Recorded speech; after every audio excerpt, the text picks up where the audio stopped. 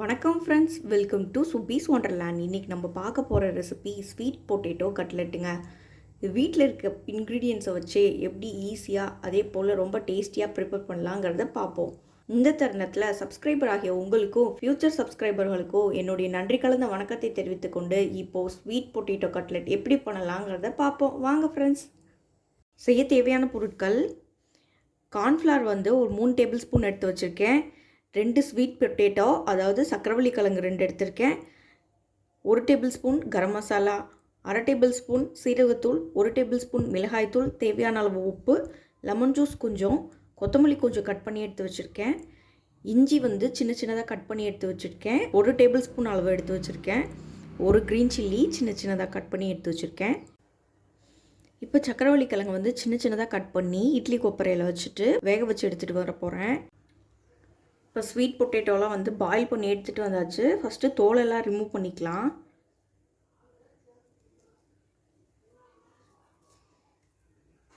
இப்போ எல்லா தோலையும் ரிமூவ் பண்ணி எடுத்துகிட்டு வந்துக்கிறேன். இப்போ பாயில் பண்ண ஸ்வீட் பொட்டேட்டோலாம் நம்ம தோல் உரிச்சு எடுத்துகிட்டு வந்தாச்சு. இப்போ நல்லா மேஷ் பண்ணிக்கலாம்.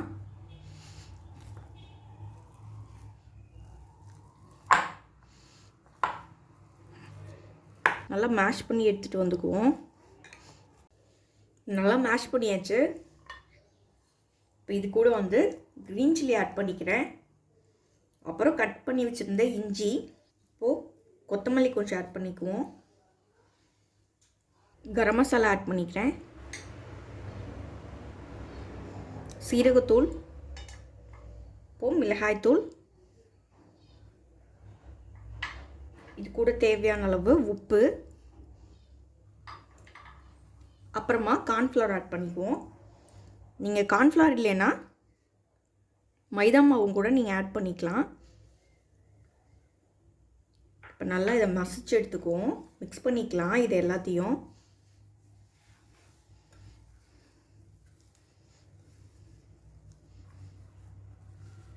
கார்ன்ஃப்ளவர் ஒரு பைண்டிங்காக நம்ம கொடுக்குறோம். நீங்கள் கார்ன்ஃப்ளவருக்கு பதிலாக மைதா மாவும் கூட ஆட் பண்ணிக்கலாம். ரொம்ப ஹெல்த்தியான ஸ்நாக்ஸாக இருக்கும். இந்த மாதிரி செஞ்சோன்னா குழந்தைங்களும் கட்லெட்டுன்னு சொல்லி விரும்பி சாப்பிடுவாங்க. இப்போ ஸ்வீட் பொட்டேட்டோ சாப்பிடாத குழந்தைங்க கூட விரும்பி சாப்பிட்லாம். இப்போ கார்ன்ஃப்ளவரோ மைதா மாவோ நீங்கள் ஆட் பண்ணுறது உங்களுக்கு பார்த்தீங்கன்னா உங்கள் கன்சிஸ்டன்சி பார்த்தாலே தெரியும். இப்போ நான் 3 டேபிள் ஸ்பூன் ஆட் பண்ணியிருக்கேன். உங்களுக்கு இன்னும் கொஞ்சம் எக்ஸ்ட்ரா தேவைப்பட்டுச்சுன்னா நீங்கள் ஆட் பண்ணிக்கோங்க. ஏன்னா ஸ்வீட் பொட்டேட்டோட சைஸ் மேபி வேரி ஆகும். சின்னதாகவோ பெருசாகவோ இருக்கலாம். அதனால் நீங்கள் தேவைப்பட்டுச்சுன்னா இன்னும் கொஞ்சம் கூடவோ குறைவாகவோ அந்த கன்சிஸ்டன்சிக்கு தகுந்த மாதிரி பார்த்து ஆட் பண்ணிக்கோங்க. பாருங்கள், நல்லா மிக்ஸ் பண்ணியாச்சு. இப்போ கொஞ்சம் லெமன் ஜூஸ் ஆட் பண்ணிக்கிறேன் இது கூட.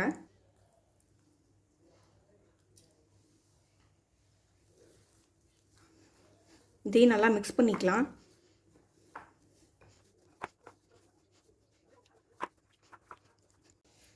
மாவை இந்த பதத்துக்கு நம்ம பிசைஞ்சு எடுத்துக்கணும். இப்போ கையில் கொஞ்சம் ஆயில் அப்ளை பண்ணியிருக்கேன். அப்ளை பண்ணிட்டு நம்ம கட்லெட் ஷேப்புக்கு இந்த மாவை உருட்டி எடுத்துக்குவோம்.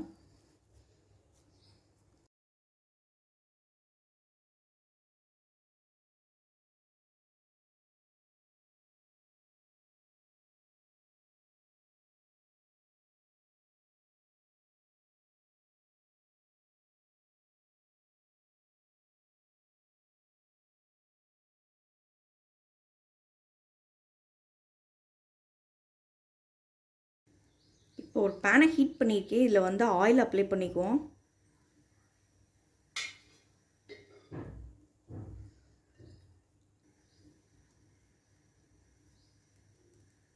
இப்போ ஃப்ரை பண்ணிக்கலாம்.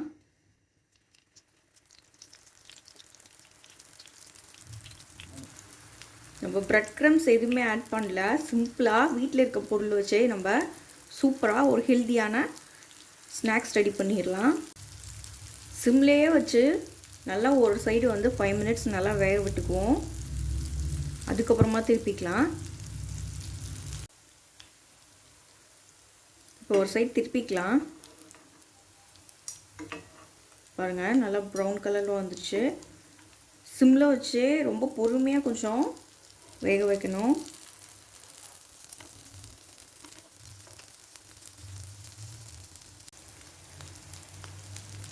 இந்த பக்கமும் நல்லா ஃப்ரையாக விட்டுக்கலாம். சிம்மில் வச்சுக்கோங்க. சிம்மில் வச்சே 5 மினிட்ஸ் இந்த பக்கமும் நல்லா வேக விட்டுக்கலாம்.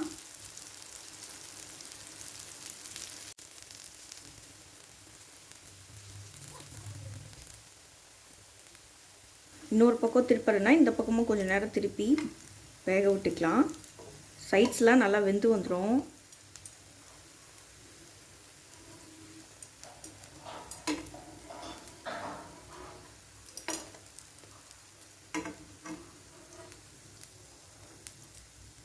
நம்ம சிம்மில் வச்சு தாங்க பண்ணணும், இல்லாட்டி நடுவில் வந்து வேகாமல் இருக்கும். அதனால் சிம்லேயே வச்சு வேக வச்சுக்கலாம்.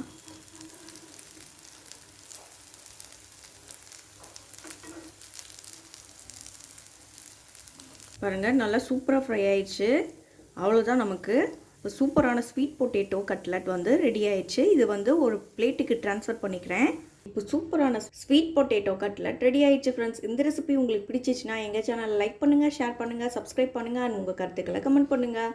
மீண்டும் இன்னொரு நல்ல ரெசிபியோடு உங்களை மீட் பண்ணுறேன். அதுவரை உங்களிடமிருந்து விடைபெறுவது சுப்பீஸ் ஒண்டர்லேண்ட். தேங்க்யூ.